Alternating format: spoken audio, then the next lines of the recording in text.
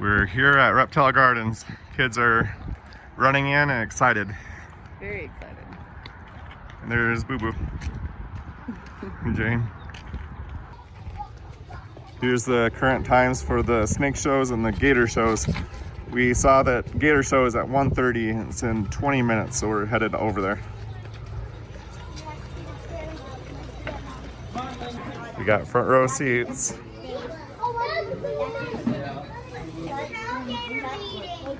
And look at those gators.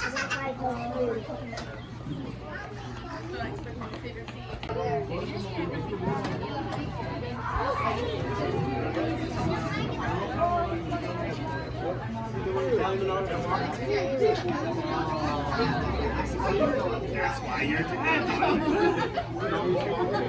I told that story to so many people. Like,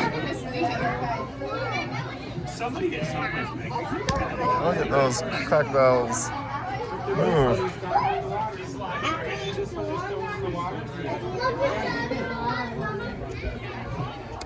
He's ready to swim now. My name's Dane, I'm sure you guys knew that, and I'm gonna do the alligators. So kind of before I start, I always like to give just a small tour of Reptile Gardens, if I can focus. So a lot of people don't realize we are the world's largest reptile collection according to Guinness Book of World Records, so we have a lot. Most of it, if you've noticed, is in the dome. The dome has all our snakes. We have every snake you've heard of, mambas, cobras, stuff like that. We have a great big 16-foot saltwater crocodile maniac in there as well, which is awesome. Way bigger than anything in here. Besides that, the very other end of the dome from here is our giant tortoises. We do have 10 giant Alligator tortoises that you can pet out there. We do have one that's 119 years old this year. Charlie. Hey. No. Back up. No. Hey. So alligators like this guy here have kind of the really round, rectangular shaped snouts, and the crocodiles have the kind of pointy or arrow-shaped snouts. You can see it with this Nile crocodile, but there's a really exaggerated example with that slender snouted crocodile there. No. Yeah, so then when I say that, then everyone likes to ask, well, which one eats people? This one right here. That's Marvin, that's starving Marvin. He's my buddy. They sit in the water. You know, they sit here with their eyes above the surface. Really, they wait for an animal to come down, and then they swim over and grab a hold of it. So it's a pretty effective method. Yeah. That being said, they don't just hunt in the water; they hunt on land. It's kind of what you're seeing. Yeah. So I'm going to kind of demonstrate just how quick these guys can be. So in order to do this, I have to have an alligator. So I want you to help choose. What alligator do you want to see? So you want to see, not Marvin. He's too chicken. But do you want to see a big one or a little one? Little one, okay. That little guy right there, perfect. So a big one, and then do you want a mean one or a nice one? A big mean one. I suppose you want a hungry one too, right? One that's gonna eat me. There's way too many ads out there. Well, first thing, when I want to get my alligator, I get my handy dandy fishing pole. And what I'm gonna do, I'm gonna kind of get a lot.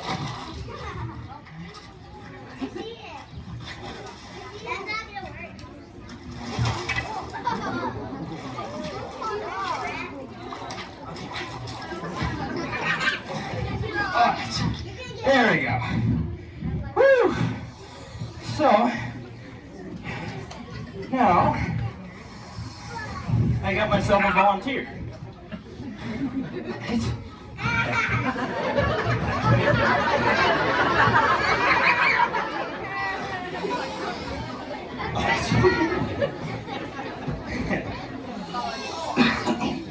So, when I get my alligator, you know, obviously I want to end up on this guy's back. Whew. So, what I'm going to do, I'm going to line his head up with his body, give him one little tug. Don't get bit. Okay, easy as that. So, do one more circle. Should look just like this. Okay, there we go. Carl.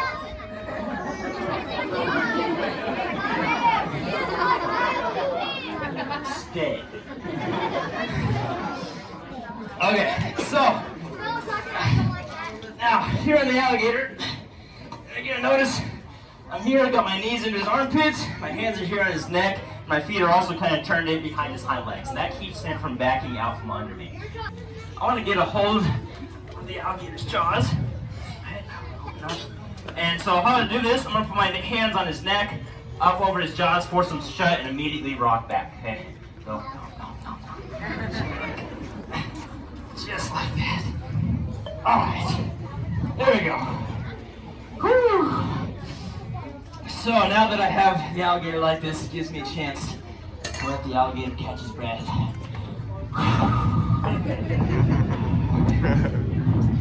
So holding the alligator like this, this keeps him from rolling out from under me. That death roll thing you see on TV, that's usually the first thing he's going to do in order to free himself. Okay, so I don't want that to happen, because he can reach over, bite me in the chest or the face.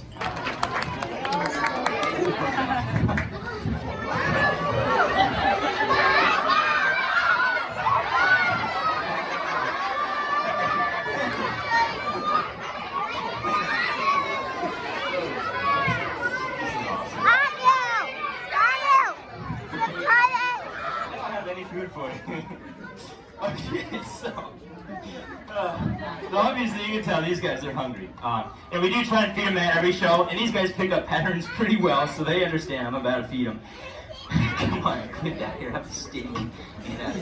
I haven't found the button. Here's the prairie dog town. Come down in here.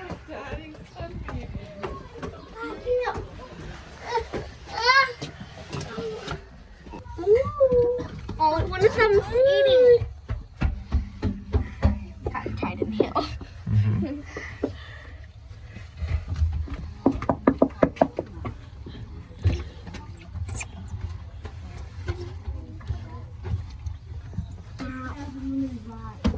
Super awesome. Cool. Healthy pilsum. Hello. Hello.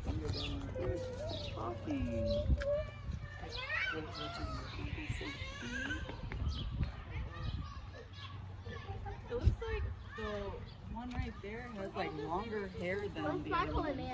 Oh, there's man. Oh, I think he's like molting or something. Oh yeah, there was that.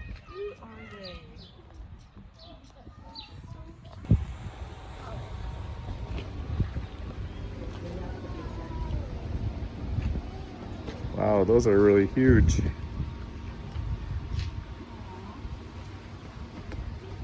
Okay, Thomas, don't hit.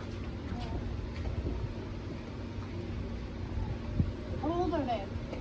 So this guy here, his name is Samson. He's 36. And this is Orville. He's 118. Wow. Yeah, he's our oldest one we have here. Wow.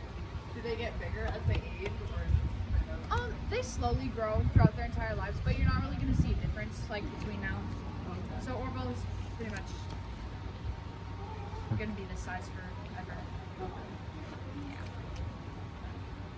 I like how they're nose to nose right now. Yeah.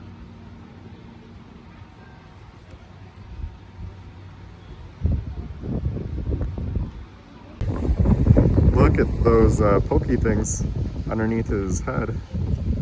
It's kind of interesting.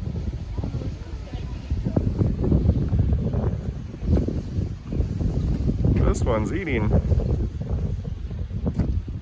What happened to his shell? I don't know. And now we're going to see the snake show. Reptile Gardens. So like I said, a couple of years ago, we were named the largest reptile collection in the world by Guinness Book of World Records. So we do a lot. And like I mentioned, if you've been in the dome, we specify in venomous snakes.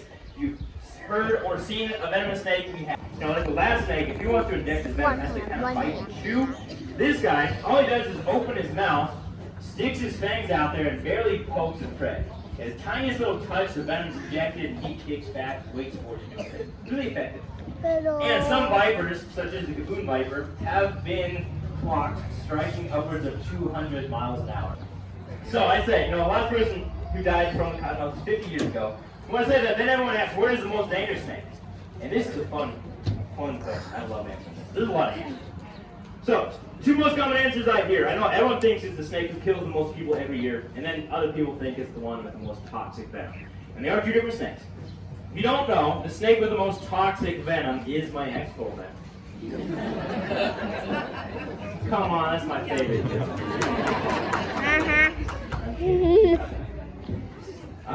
It's called the M&M type venom. We have one. Now that snake, it takes about 1 milligram of their venom to kill a person. And a milligram is like if you take a chocolate M&M and chop it into 1,000 pieces, one piece will kill you. And he'll inject 100 milligrams in a full bite, so it's very potentially deadly. Catch is, only one person has ever died from that snake that we know of. Okay, key words. So because of that, people don't think it's the deadliest snake, right? And instead think it's this guy. So this is probably the most famous snake I have. You've all seen him, right? It's a box. And he's native to Southeast Asia. It's called the monocled cobra. Say hi, buddy. Oh,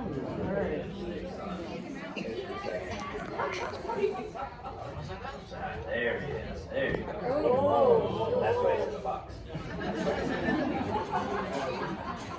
How many times did they strike? So, the cobra. The coolest part about the cobra is the hood. You've all seen pictures of a cobra hooded up. Kind of cool enough, the hood is just elongated ribs in his neck, back on a hinge. And he does that when he feels threatened to make himself look big and intimidating to scare away predators. And it works. And actually, because of that snake, I always try and bring 4 or 5 pairs of underwear with me. For a couple reasons, one, his venom literally rots your flesh. I watched a video of a guy get bit in the stomach by the snake and it rotted a hole through his intestines. See his guts and stuff. It's kind of cool. And then they cause about 20,000 deaths a year. Okay, 20,000 deaths is 4 times as many bites the entire U.S. has. The U.S., like I said, everyone freaks out about cottonmouths and rattlesnakes, but we rarely have a venomous snake death, and like 5,000 bites. So, very, very deadly. Again, that's why he's in the box. I do not get paid enough to take him out of the box, no. And the last guy who did have him out, this is what's left of him. It's in water. Very deadly. It's in water. Very cool snakes. And these are the ones you see with snake charmers. Waddle. It's snake charming. It's not really charming. Snakes don't have ears like I mentioned, so they're just following the motion of the snake charmer as he kind of dances also. All right. Put that guy in the box. In the box. No, he's really happy. Yeah. So, rattlesnake. So when I bring this guy up, the question I always get about this guy, obviously, is what do you do if you hear one? Really good question, especially if you're out hiking. Good morning, sweetheart. And I love asking this question because you hear all kinds of fun answers. Scream and run, pee your pants and run, push your friend down first and run. I like that. And the best answer I've ever got is from a little girl. Yeah, she was like 6, sitting right up front. She came up and told me if you hear a rattlesnake that you should stop, drop, and roll. Don't do that. Okay, and kind of contrary to what a lot of people believe, all you want to do if you hear a rattlesnake is freeze. Because movement actually attracts their attention. You might have noticed that with all the snakes, cottonmouth, cobra, this guy. And that's because I'm a predator to him. He can get stepped on, injured, killed, anything like that. So you just want to freeze, find him, and then you can scream and run in the opposite direction. And you see how close I am, so honestly, if you're 4, 5, 6 feet away, you're perfectly safe. Like I said, snakes can't be mean. They don't have the brain capacity to be mean. So he's not going to chase you down and bite you. But I know a lot of people prefer 4, 5, 6 miles. And then, there's people like me who are really dumb. So I like to get nice and close to these guys, right? And a lot of people like to make them all mad, get them, strike at them, anything like that. Poke them, prod them, get your stick, poke them, make them mad, anything like that. And then a lot of people do like to kill them. And if you're doing that, you're gonna get bit. And weird enough, over half the venomous snake bites in the world happen when people are trying to kill or mess with a snake. And for some reason, really weird fact, most of those bites happen to men.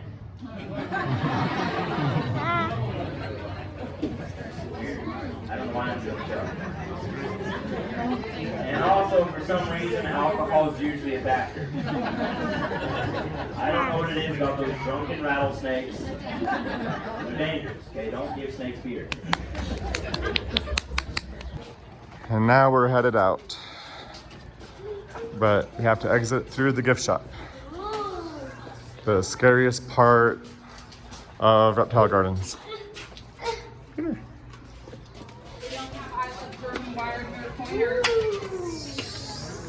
Kids have to touch everything.